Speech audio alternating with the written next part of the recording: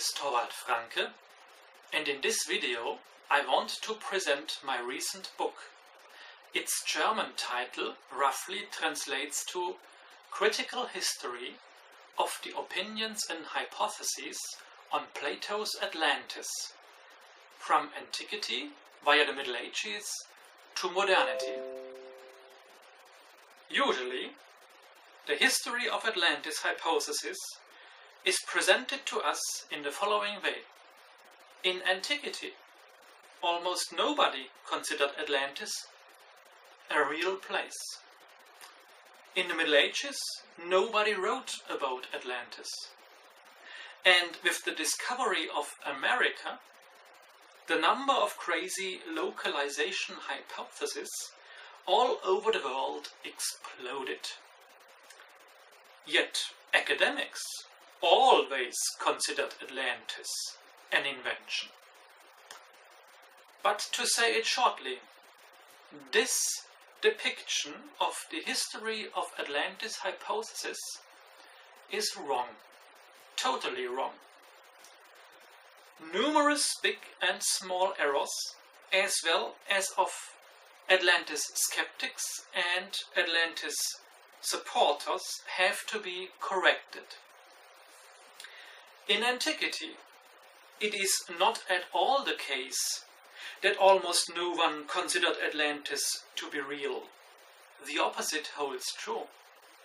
Almost all ancient authors were more or less inclined to consider Atlantis a real place. The first Atlantis skeptic, known by name, appeared only 500 years after Plato.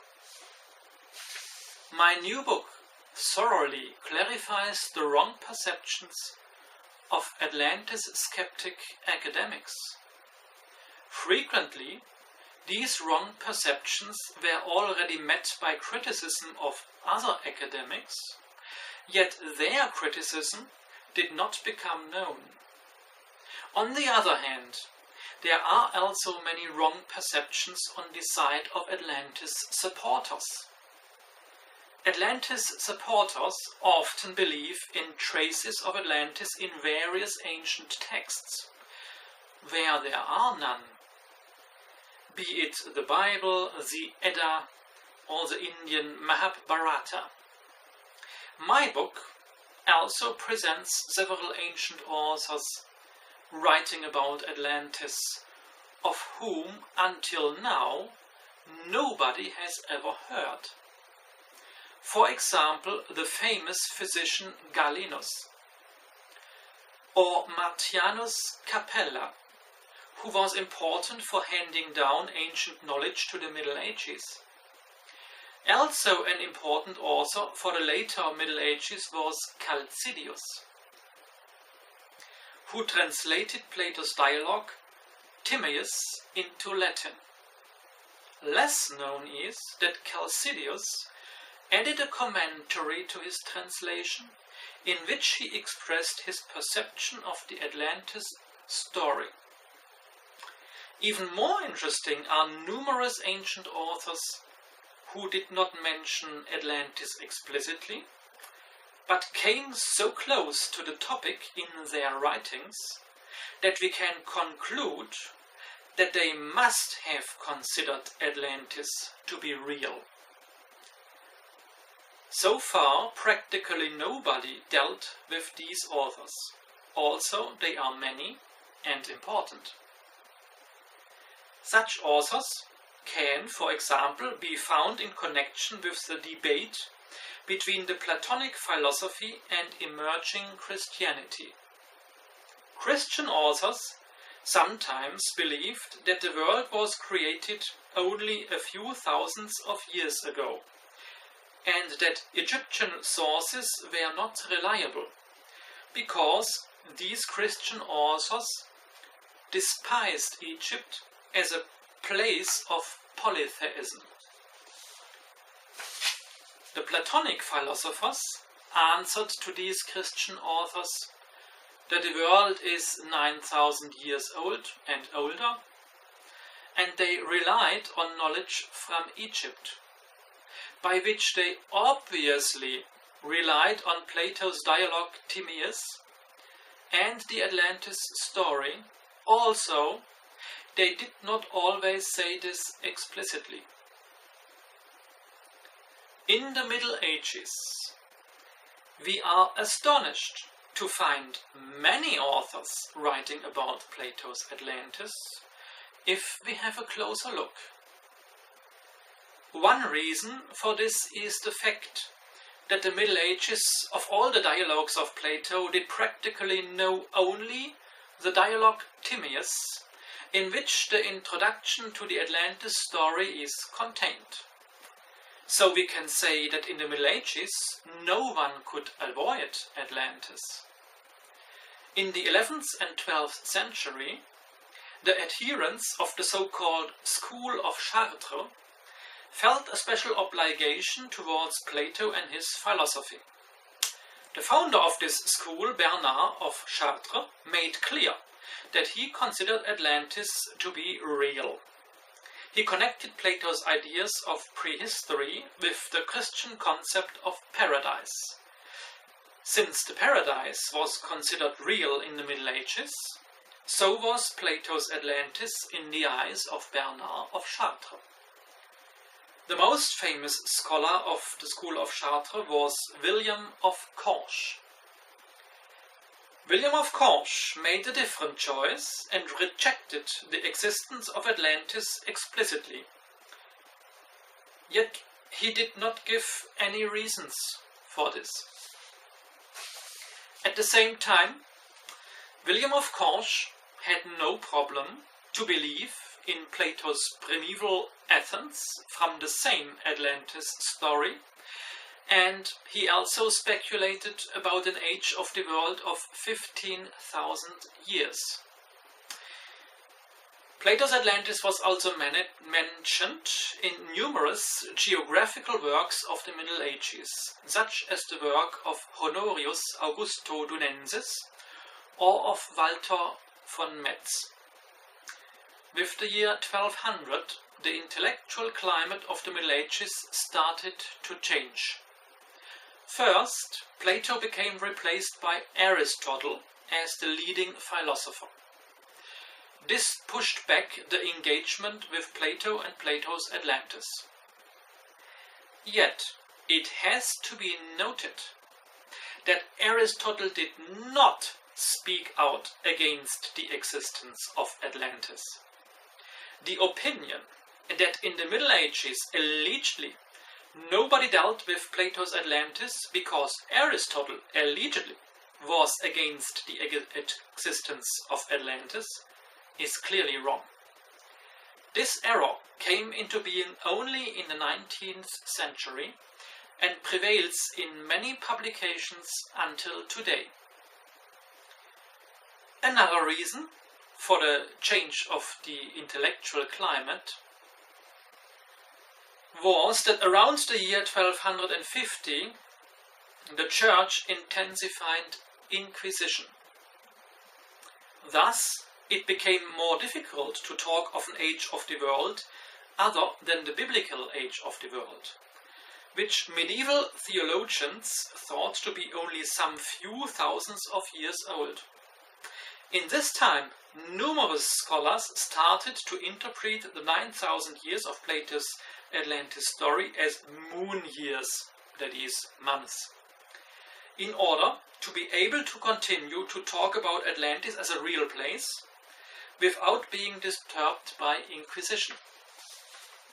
So, for example, the French Cardinal Pierre d'Ailly. One of the geographical works of Cardinal Pierre d'Ailly was used also by Christopher Columbus. The discovery of America boosted the question for Atlantis. Some thought that America is the opposite continent mentioned in Plato's Atlantis story. Others thought that America itself is Atlantis.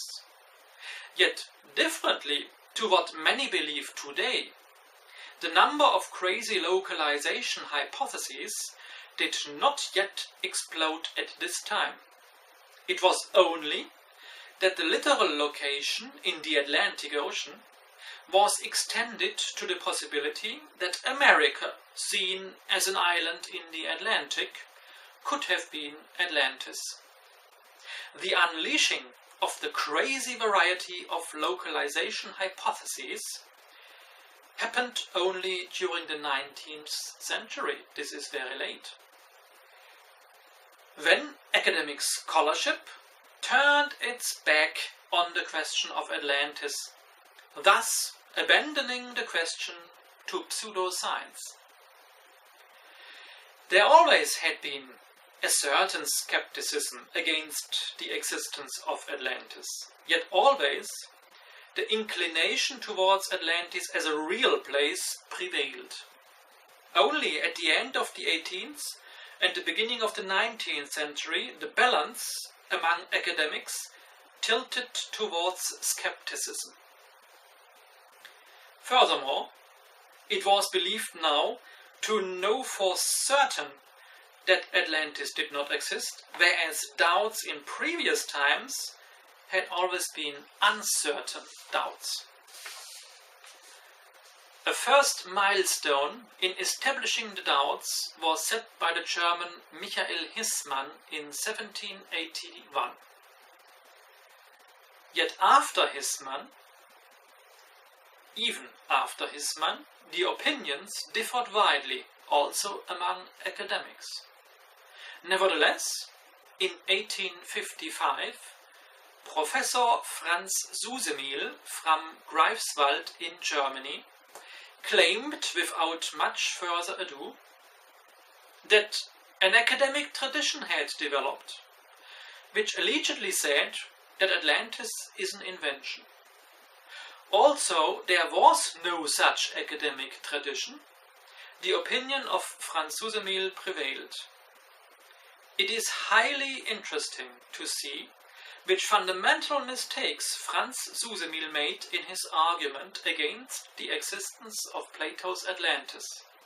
Finally, in the year 1896, a revised version of an article in the leading academic lexicon, the Paulis Real Encyclopedia, was published, which hammered down the Atlantis skepticism of academia.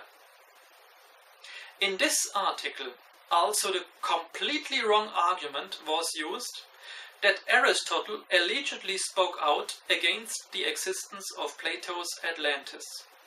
Since then, the academic opinion about Plato's Atlantis did not change any more significantly. Also, it was built on superficialities and errors. For the 20th century, we have to observe that Plato's Atlantis became the plaything of political ideologies. In the Cold War, Plato was considered to be the forerunner of a closed society, that is, the forerunner of communism. By contrast to that, Aristotle became construed as the forerunner of the Free West. Thereby, Atlantis was misinterpreted as a communist utopia. Plato's Atlantis was viewed as a showcase model of a political lie, and Plato's concept of a deceptive myth, that is, the so-called noble lie, was compared to communist propaganda. The person of Critias, who presents the Atlantis story in Plato's dialogues, became identified with Critias the tyrant, instead of the so-called elder Critias. Thus, a chronological impossibility was brought into the Atlantis story, and many believed to have found a proof that Atlantis was an invention. Yet this was not the case. Even today, many believe that Atlantis was an important part of the ideology of National Socialism, yet also this is not the case. Based on a meticulous analysis, my book presents the conclusion that Atlantis was not a part of the National Socialist ideology. The connection of Atlantis and National Socialism was rather the private opinion of a minority of National Socialists, which remained private. Only a minority of National Socialists, for example Heinrich Himmler, believed in Atlantis as a real place. Besides this, we have to realize that Heinrich Himmler had a totally different idea of Atlantis than Plato, of course. The leader of the National Socialist Party, Adolf Hitler, rejected the idea of Atlantis. There is even a tape with a speech of Adolf Hitler with mockery about Atlantis supporters. The tape records heavy laughter in the National Socialist audience about Atlantis supporters. Concerning socialism, almost nothing was known until now about ideological connections to Plato's Atlantis. And this also we find Plato's Atlantis, so to say, in the cradle of socialism. The French utopian socialist Henri de Saint-Simon, who practically is considered as the founder of socialism, had been influenced in his ideological thinking by his uncle Maximilien Henri de Saint-Simon. This uncle saw Plato's Atlantis as the prototype of an ideal society. This fundamental mistake of Saint-Simon's uncle is very telling, since Plato did not see Atlantis as an ideal society, but to the contrary, Plato saw Atlantis as the negative counterpart of an ideal society, which he thought to be embodied in primeval Athens, yet not in Atlantis. Dear ladies and gentlemen, we have now reached the end of my short overview over my recent work. I hope you have enjoyed it.